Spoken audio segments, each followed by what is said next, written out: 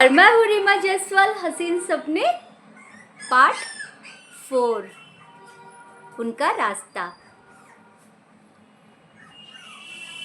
हर समय इल्ज़ाम लगाती रहती है, बस पता नहीं कौन कौन से मेरे ऊपर इल्ज़ाम लगाकर वह बैठी हुई है।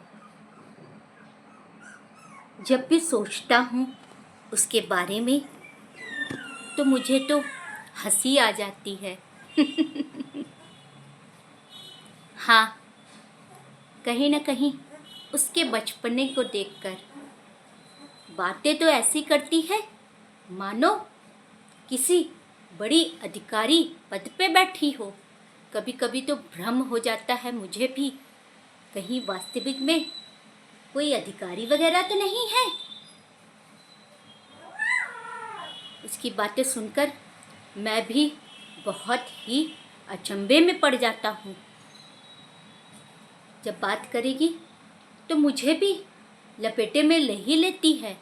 हाँ, जैसे मैं कुछ कर ही नहीं रहा हूँ।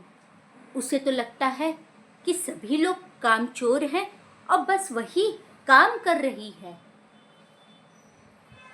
ना जाने कौन कौन से इल्ज़ाम लगाती रहती है, लेकिन हाँ, मैं भी उसके इल्ज़ामों को दिल से नहीं लगाता हूँ। उसके इल्ज़ामों को भी मैं प्यार से सुनता रहता हूँ और सोचता रहता हूँ, क्या मैंने अपने कर्तव्य को निभाया नहीं? हाय, अक्सर बाबू भी क्या क्या सोच लेते हैं।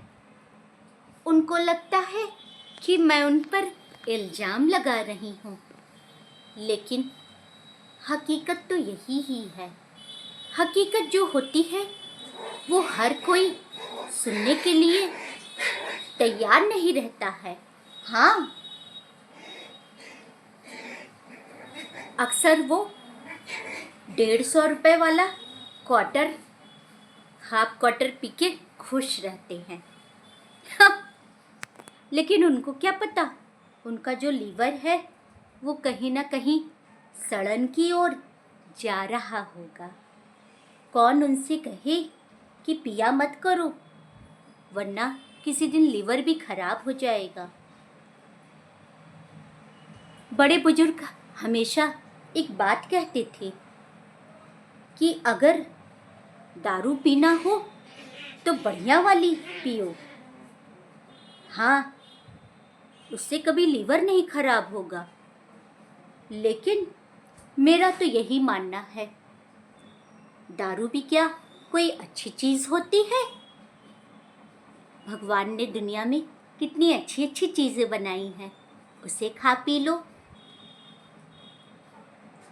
लेकिन वो तो 150 रुपये वाले हाफ क्वार्टर में ही खुश रहते हैं।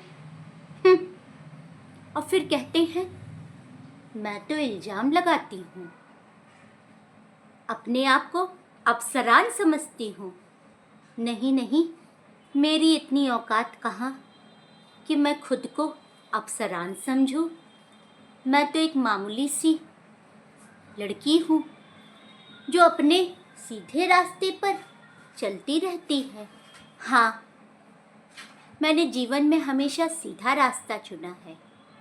सीधा रास्ता लंबा होगा, उसमें बहुत ढेर सारे सब्र को पार करना होगा, धैर्य को पार करना होगा।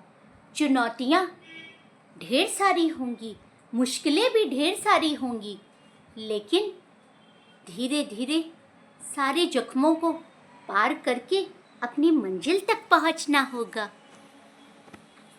लेकिन उन्हें जब इतनी मेहनत के बाद अप्सरान की गद्दी मिली है तो अपने कर्तव्य को निभाना चाहिए।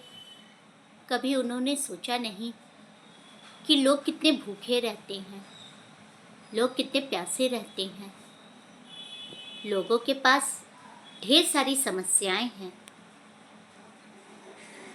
मैं ये नहीं कहती हूँ कि आप मुझे 1 लाख रुपए महीने से 50,000 दे दो, मुझे आपके पैसे नहीं चाहिए। लेकिन कम से कम जो कर्तव्य है वो तो निभाओ। कर्तव्य? किस कर्तव्य की बात कर रही हो? मैं कौन से कर्तव्य में पीछे रह गया? मैं अपने कर्तव्य के बारे में नहीं बात कर रही हूँ। मैं ये नहीं कह रही हूँ कि आप मेरे कर्तव्य से पीछे रह गए, लेकिन कर्तव्य सिर्फ आपका मेरे प्रति या किसी और के प्रति नहीं होना चाहिए, पूरे समाज के प्रति होना चाहिए। तभी शायद आप इस अप्सरान की गति आपको मिली है। मुझे मिली होती तो न जाने मैं कौन कौन सी चांद तारे तोड़ ले आती।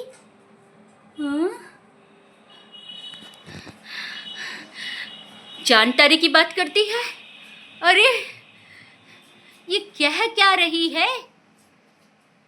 कुछ समझ में ही नहीं आता है। बड़ी बड़बोली है। बड़बोली हूँ। यही तो बात है। बड़े लोगों को नाम भी मिल जाता है, पैसा भी मिल जाता है, शोहरत भी मिल जाती है। थोड़ा सा काम क्या करते हैं तो बड़े बड़े नाम छप जाते हैं, लेकिन वो ये भूल जाते हैं कि हम दुनिया में एक कर्तव्य ये भी निभाने आए हैं। सही कह रही हूँ ना अप्सरान बाबू? नमस्कार, मैं उरिमा जायसवाल। आशा करती हूँ उनका रास्ता आपको पसंद आ रहा होगा।